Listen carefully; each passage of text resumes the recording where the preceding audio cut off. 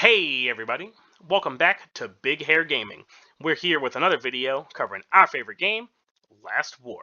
Now, today we're going to talk about how the positioning of the heroes within your squad affects their damage output, their defense capabilities, and their overall effectiveness. Previously, in our other videos in the series, we've spoken about how the makeup of our squads affects our overall power. We've spoken about the gear that we use, how it grows as we invest in it, and who to prioritize getting it first.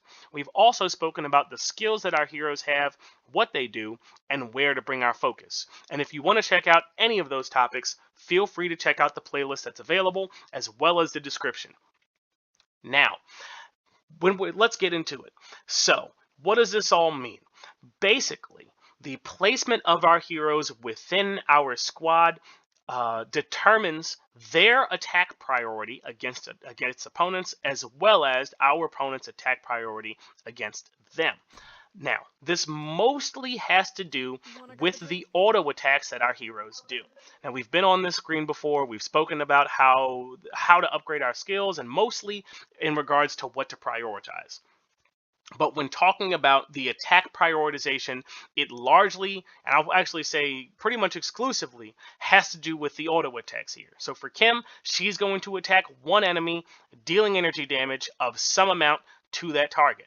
Whereas her tactic skill, or as I like to call it, her ultimate, is going to shoot some amount of rockets at random enemies. So when we talk about, or rather, when you as a player experience those times where someone is attacking your back line and somehow your rear heroes go down first, it's due to these tactic skills, which are going to allow which allow different heroes the ability to attack their back line.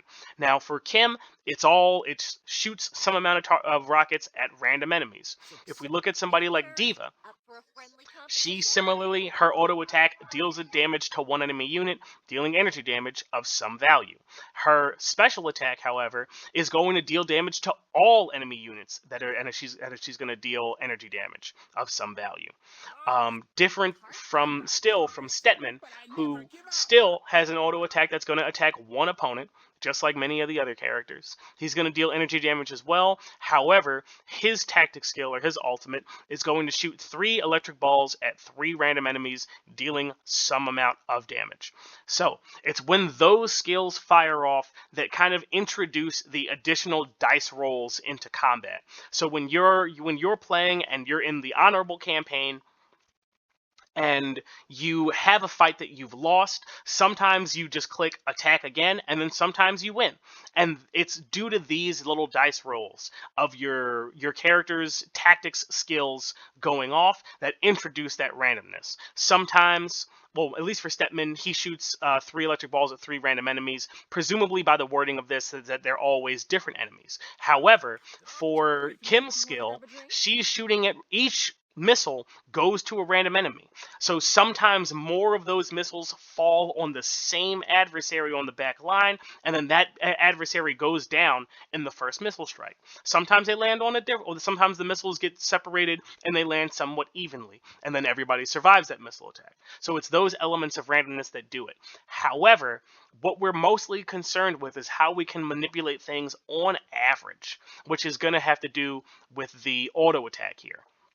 So what we're going to do is we're going to fire up the VS Arena, and we're going to pay attention to who is auto attacking who, and I'm going to talk through the priority targets and how the AI of the game focuses damage on different heroes and basically where the flowchart goes.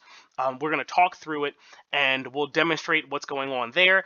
And then once we understand that, we'll talk about how do we take advantage of it to put our heroes as they are in the best positions available. Now, before we get into that, I do want to say if the video is helping you out and you're learning some things that you've never heard before, feel free to hit the like button, comment, and subscribe. I think that this is a really cool tactical change that you can make. I wish there was more stuff like it in the game. But yeah, if the video is helping you out, feel free to do any of those things. And I also want to take a moment to mention that we do have channel memberships available. So you can check that out by hitting the join button down below the video. There we have cool stuff. We have some members only videos. We'll have some members only live streams where we can get together, we can chat, you can ask questions, all that sorts of stuff, and just talk about the game in general, as we often like to do. But if you just want to support the channel and throw a couple of dollars our way, you can sign up as well. And I super do appreciate it. I'm glad to be here, and I really enjoy talking to y'all. But with that, let's get back into the video. So I'm going to jump into the VS battle here. I'm going to launch a challenge. It doesn't really matter who we're up against. It doesn't really matter if we win or lose. But we're going to talk our way through the battle, and we're going to mostly concern ourselves with who's dealing damage against whom. And I'm going to talk about this largely from the perspective of a tank versus tank matchup. Why? Mostly to do with the fact that a lot of players, I'll say the majority of players, are going to have a very powerful tank team for a very long time. If you're in the preseason 1, if you're in season 1, if you're in the after party, if you're in season 2, you probably have a very respectable tank team as one of your main damage dealers. If you spend a bit more money, maybe you're a mid or a large spender, you probably have had the resources to invest in your air team and your missile team as well. But I think most people can speak to having a strong tank team. So that's why we're going to talk about it within that context. If you want to hear more about the nitty-gritty of the breakdown relative to air heroes or missile heroes, feel free to drop a comment down below. But I'm going to hit this button, we're going to start the fight off, and then we're going to jump into the little recording afterwards to see how the fight shakes out, and then we'll talk about it. So once we get into this, I want you to pay attention to what I'm going to call the left side. And the left side is going to be comprised of our front left defensive hero, our rear left hero, and our center hero. I'm going to call that the left. Then we have the other two heroes. I'm going to call those the right side. So let's jump on in. And what you're going to see is that the left side heroes, this triangle here, is going to focus the left side defender in the front. And the right side heroes are going to focus the right side defender on the front. Now, once either of these two heroes on the front line goes down, then everyone is going to focus the other remaining hero. Let's see who goes down first. And interestingly enough, everyone on the back line died before most of the front line did. So, like I said with those dice rolls, sometimes that happens. But I'm going to fire up another one, and hopefully we'll get a demonstration that's a little bit easier to see, so we can talk about some of the stuff we want to talk about. Tank heroes. Okay, tank heroes here. Cool. That's all fine. Cool, that's great. Thanks. All right, now let's jump into the video. Let's see here. Alrighty, so like I said, heroes on the left are going to attack the defender on the left. Heroes on the right are going to focus the defender on the right. Once either of those goes down, everyone is going to focus the other remaining hero.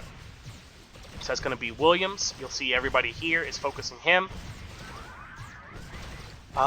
Then it's a little bit hard to see just because of the order that people go down in, where it looks like the rear left attacker went down early. So the priority sequence after the front line goes down is that the left heroes are going to attack the left adversary, the right heroes are going to attack the right adversary. Whichever one of those goes down means that side heroes are then going to focus the center. In this case, the left adversary on the back line went down already, so the left side heroes focused the center first. And then I can't remember which one went down next, but if that one went down, if the center went down first, then everybody would focus the last remaining hero on the right. If the right side goes down first, then the right side heroes will then focus their remaining focus on the left, which means that the final hero to be targeted, provided that the final spot, I'll say, to be targeted by auto attacks is the centermost position. So that's something to keep in mind. We're going to talk more about that in a moment. But let's play it back one more time. We'll watch it again. Left side's going to focus left. Right side's going to focus right. Boom. Our left front goes down first. Then our left rear goes down. Everybody focuses the front right. Then our left side focuses the center. And then everybody focuses the right. Boom. Nice and easy. Now, how do we take advantage of that? So one of the biggest things for me and why I made this change, and I was messing around with it, was my original configuration for my team was that I had, what's his name, Murphy, on the left side in front of my two strikers here. Now, the problem with a tank versus tank matchup is what are your defenders good at? So when we jump into the heroes page and we look at Murphy's skills, what is Murphy's job as a defender? His job is basically physical damage negation, where his tactic skill is going to boost the physical damage reduction of front row units by a certain amount, and his passive is going to reduce all damage taken by front row units. Now, that's not too bad. Physical damage reduction is not too bad. But when we compare that against William's skills, what does he have? So when he uses his special ability, after you cast it, he's going to boost the defense of the two frontline units by a certain amount, which is pretty solid. That boosts everybody in the front line. Then, or I'll say, but his passive reduces all damage taken in battle by a certain amount. Now, when you're talking about tank versus tank matchups, Kim is on the other tank team, and what is she ultra super duper good at? She's great at blasting people with tons of energy damage, which means that for Murphy, his skill of reducing physical damage basically does nothing against an enemy Kimberly.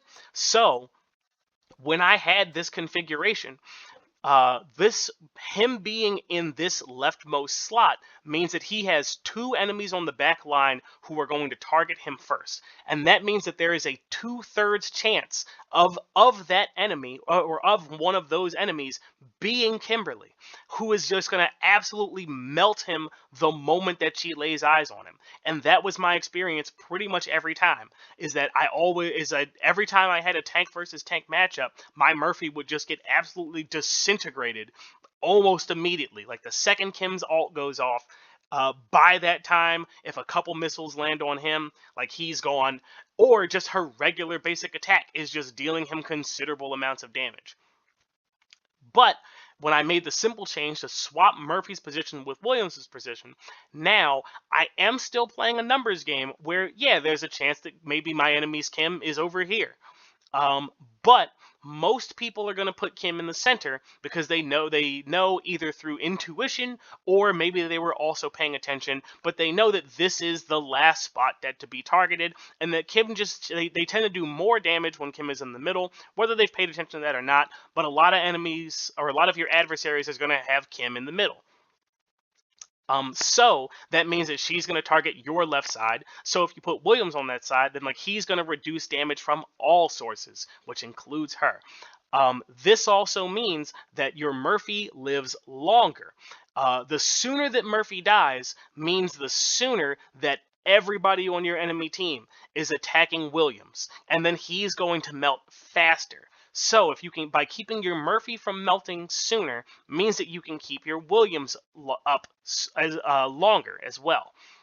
So because of that, this simple change in just trying to change where the auto attacks of your adversaries are going means that your team lasts longer.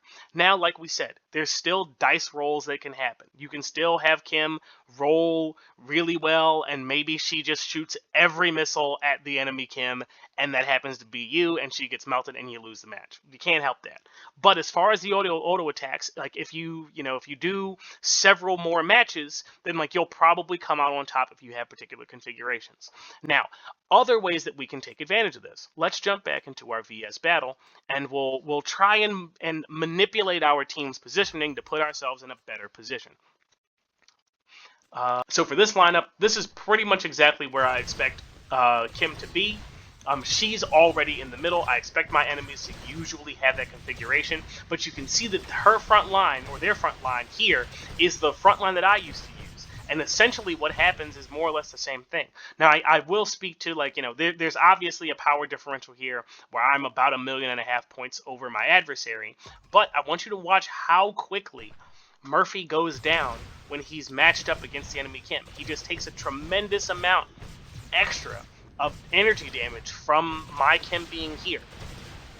and it's very likely that, like, you know, if we do this again, like, they'll still lose just because the power differential is so great, and my Kim is just doing a tremendous amount of damage from her ultimate skill. However, it could shake out to be a little bit closer just from swapping the positions of those two heroes. Because the longer that the longer that Murphy survives means the longer that Williams survives, and so forth, and that'll give her, or give my enemy Kim more time to get her ultimate off so she can fire it at us and retaliate. Maybe some more bad stuff would happen to us. But yeah, that'll bring us to a close. So that's a lot of the nitty gritty of breaking down how the auto attacks of your team prioritize targets for the enemy team, and how you can take advantage of that to put yourself in the optimal position relative to your opponents and give yourself the best matchup, at least before the dice fall. So, if that was helpful, if you learned some stuff there, if you never knew about how the nitty gritty of the auto attacks shook out, feel free to like, comment, and subscribe, as all that sorts of stuff does help out the channel a whole bunch, and I really do appreciate it. But yeah, I just want to bring that to a close. I want to thank you for watching, thank you for listening, and I'll catch you in the next one.